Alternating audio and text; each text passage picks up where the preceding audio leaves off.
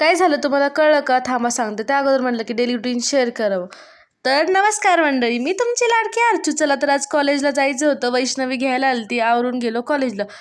तोपर्यंत आपल्या मंडळी आपली वाट बघत होते, कारण खूप दिवस झालं कॉलेजला गेलो नव्हतं. दिवाळीच्या सुट्टीनंतर आज आलो आहे आम्ही कॉलेजला थांबून. खूप दिवस झालं होतं बेलेश्वरला गेलो नव्हतो, मग आम्ही निघालो बेलेश्वरला.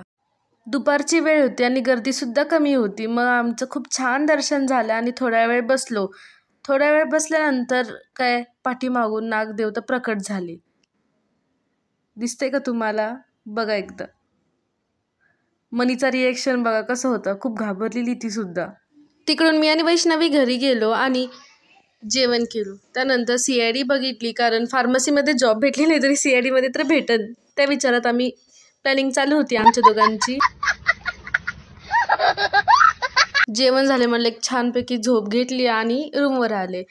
जेवायला काय बनवायचं म्हणून असं छानपैकी गरम गरम भाकरी केली आणि भरीत केलं. असे एडे लोक तुम्हाला आपल्या ब्लॉगमध्ये दिसतीलच. चला मग भेटू नेक्स्ट ब्लॉगमध्ये.